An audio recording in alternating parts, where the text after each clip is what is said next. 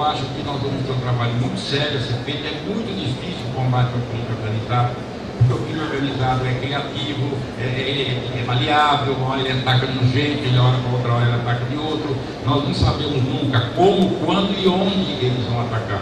Então são três incógnitas. Então uma equação com três incógnitas é muito difícil de resolver.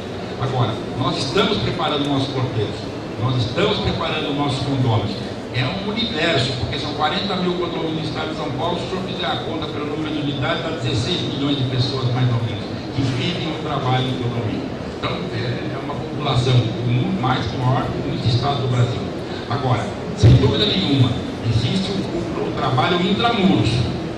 Agora, o trabalho extramuros está sendo agora muito bem feito, com a intenção de melhorar o serviço de informação, a interligação entre as polícias. Nós nunca sentimos por parte do poder público a vontade política que nós sentimos quando estivemos lá com o secretário de Segurança Pública.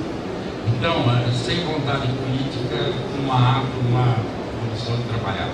Agora não. Agora nós estamos nos sentindo assim, muito mais tranquilos, porque estamos contando com o apoio efetivo da Polícia Civil e da Polícia Militar através da Secretaria de Segurança Pública. Então, eu acho que nós vamos conseguir reduzir, sim, o crime organizado que nos ataca a patrimônios e características, ou seja, muito difícil.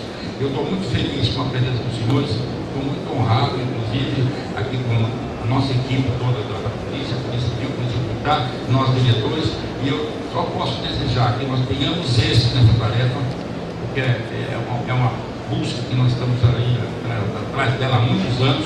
É uma satisfação, porque eu estou preocupado não só comigo, nem o senhor. Nós estamos preocupados com nossos filhos e nossos netos, nós que talvez já o tenhamos, porque essas coisas aqui, claro que não tem, né? Mas nós podemos já ter netos. Então, eu agradeço a presença de todos, vocês estão de parabéns. Olha, parabéns por terem vindo. É uma prova de que há interesse no assunto, é uma prova de que há responsabilidade com relação a esse assunto. E eu então agradeço em nome do Secov, da diretoria eleita e do nosso presidente, João Cristão. Muito obrigado.